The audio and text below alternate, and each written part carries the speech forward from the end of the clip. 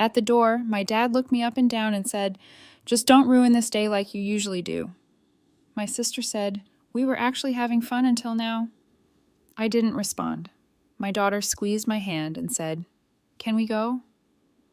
I smiled and nodded. We left. 1 hour later, my mom called in a panic. "Why did the card decline?" I put my phone on Do Not Disturb.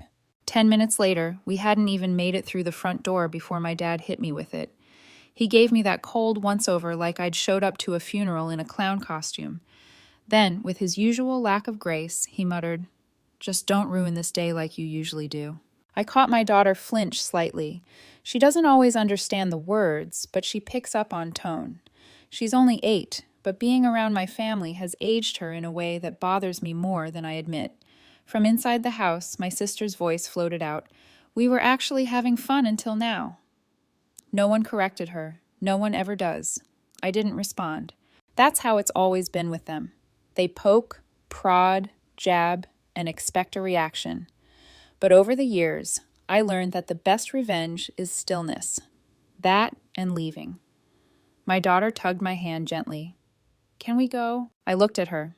She had on that little denim jacket she loves, the one with the pink unicorn patch I sewed on after a sleepover meltdown last year.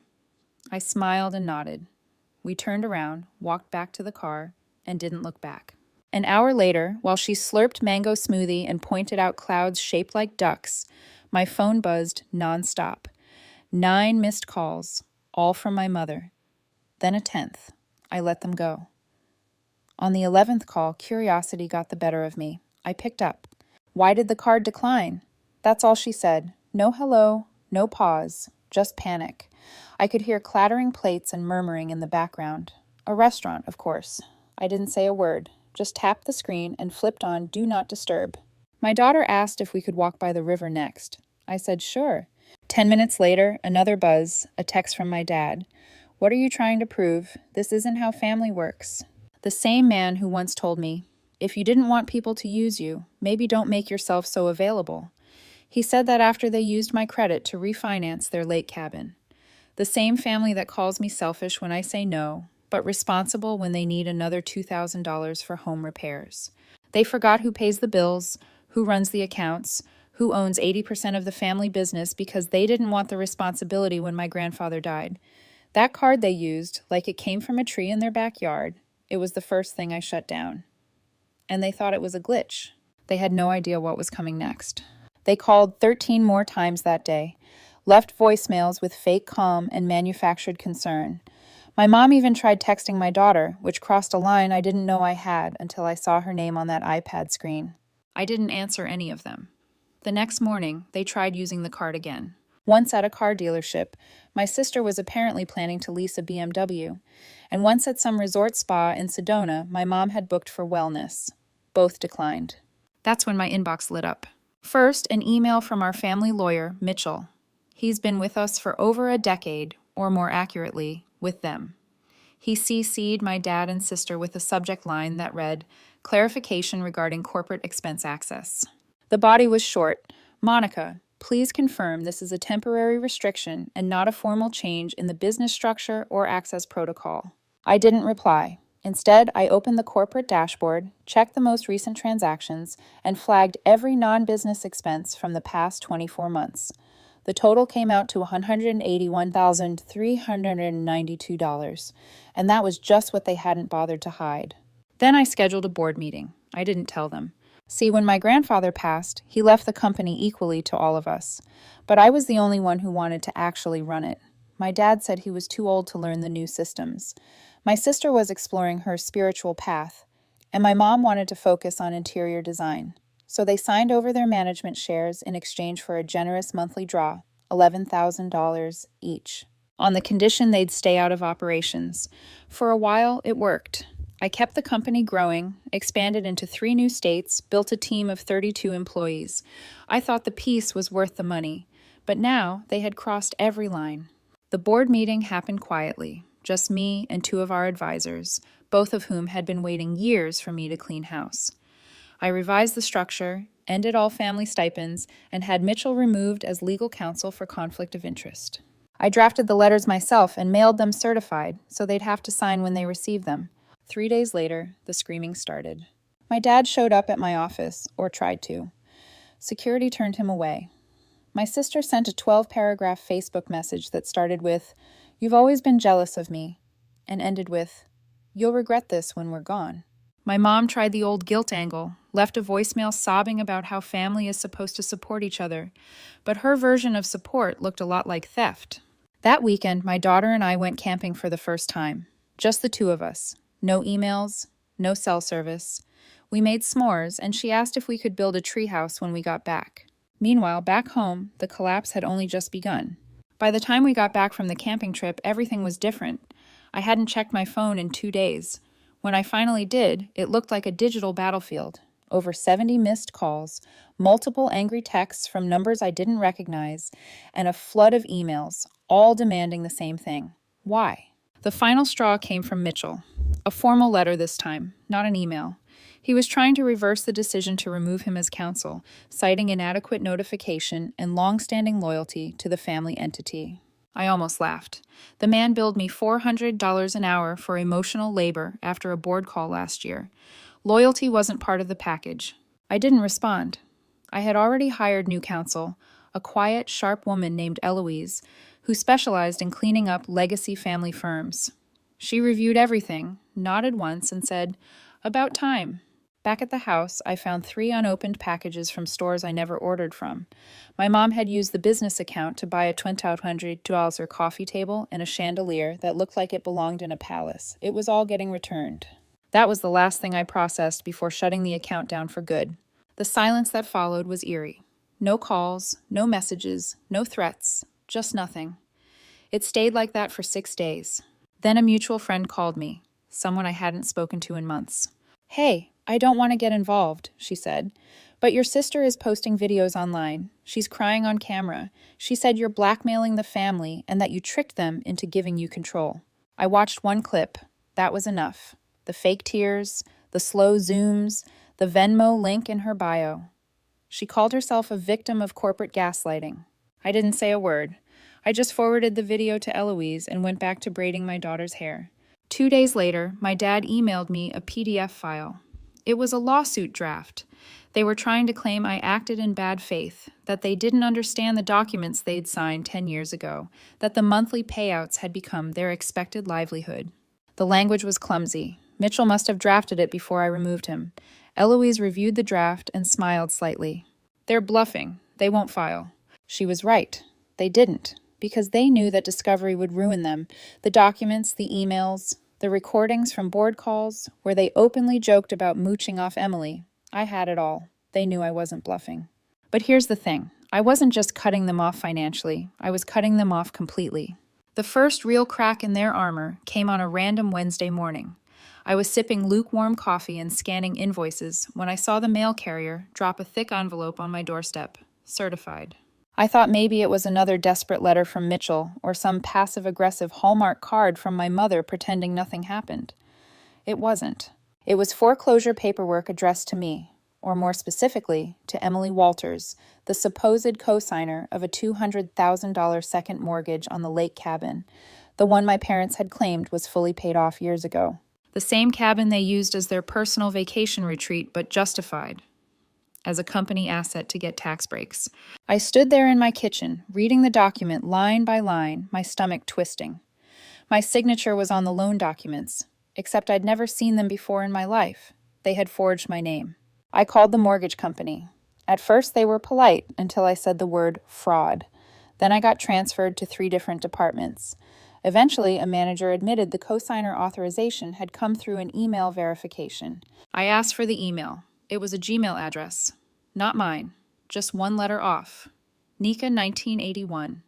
My name, 1 letter missing, tucked into a fake account they used to approve the loan without me ever knowing. My hands weren't shaking. I wasn't crying. I just stood there, with the kind of silence you learn when people around you take too much for too long.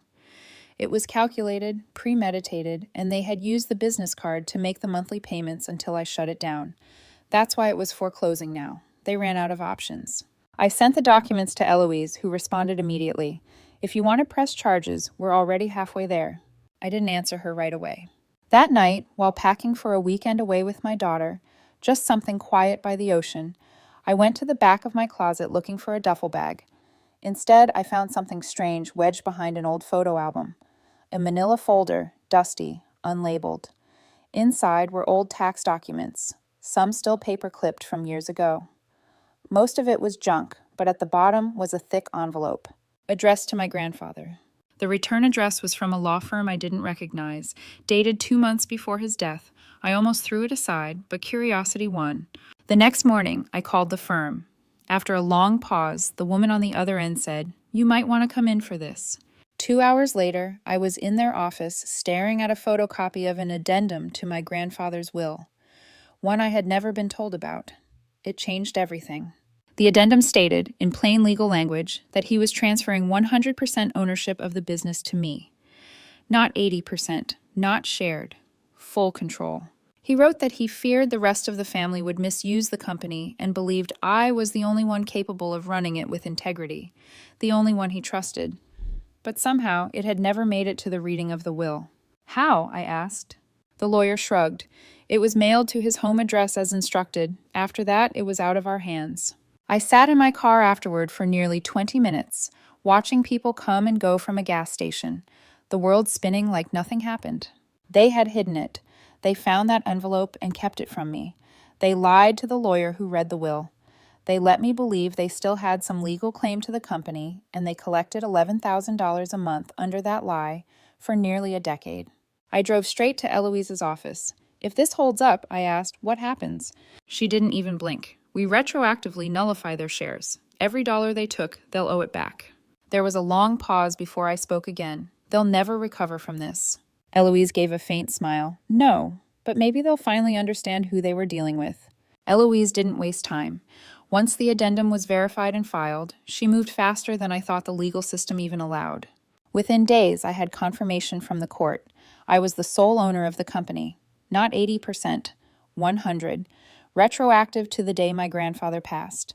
They had buried that document, thinking I'd never find it, never questioned the terms, never pushed back. They were wrong. Eloise filed a restructuring notice with the IRS, the state, and the business registry. It was official. Their monthly draws were unauthorized. Their claim to any stake in the business was erased with one court stamp. And the kicker? They now owed back taxes on the money they took, nearly $1.3 million. So I didn't sue them. Not right away. Instead, I did something worse. I gave them 30 days. 30 days to vacate every company-owned property they'd been living in, like royalty. The lake cabin was listed under corporate retreat expenses. Gone. The downtown condo my sister turned into her Instagram set. Gone. The Arizona house my parents stayed in during business trips. Gone. Each of them got a letter, notarized and hand-delivered. All it said was, "You are no longer authorized to reside in or access the properties listed below. You have 30 days to vacate. Legal enforcement will follow any violation." I never heard screaming so loud through silence.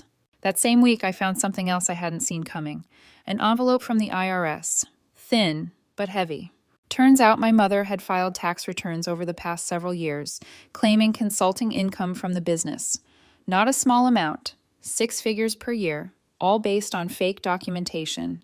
She had used old letterheads and forged signatures, mine included. Eloise was the one who broke the news after reviewing the file. She could be looking at serious charges. I said nothing. I just added it to the folder, the one I was building quietly. 3 days later, my sister's kids were expelled. I had canceled the tuition payments for their private school. She hadn't bothered to pay a single semester herself in 3 years, just forwarded the invoice to me like it was part of some unspoken deal. She found out from the school's automated system. Then came the voicemail. It was only 5 seconds long. "You'll regret this. We're blood." I didn't delete it. I saved it, labeled it, "Family Final Days." What none of them realized was this wasn't revenge. Not really. It was repair. I had spent years being the duct tape holding them all together. They used my generosity like a faucet, twist it when needed, walk away when done. And now that it was off, they didn't know how to breathe. My dad tried to text a single sentence. "This is your family. You're throwing it all away." I didn't respond. He never once asked if I was okay when I was working 80-hour weeks to keep the company alive while they drained it like a bank account with no limit. The final push came on a random Tuesday. I got a call from a mutual friend, one of those distant family-adjacent types who always thinks they're the peacemaker.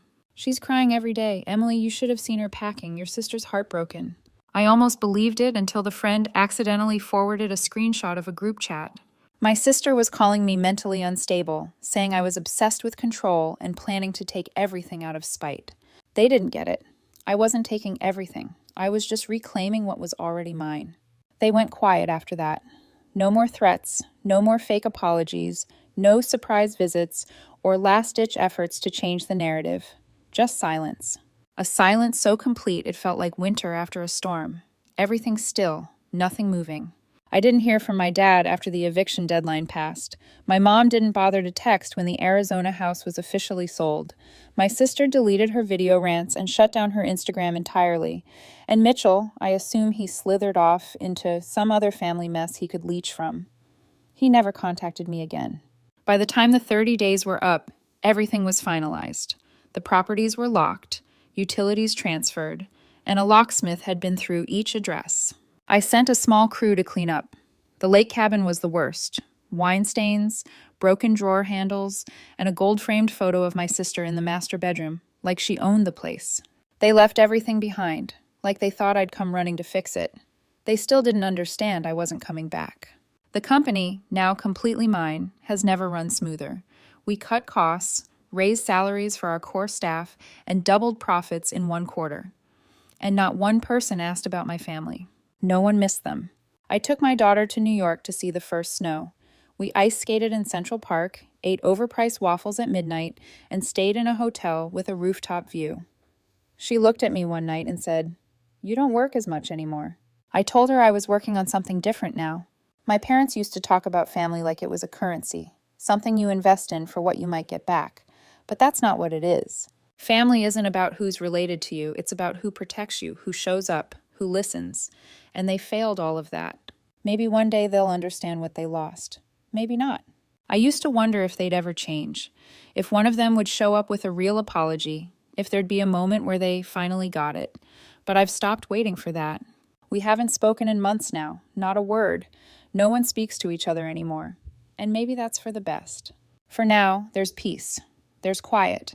There's space to breathe and raise my daughter without the weight of people who only knew how to take. I don't know if there will be updates. Maybe this is it. But for now, thank you all for your attention and support. Poi.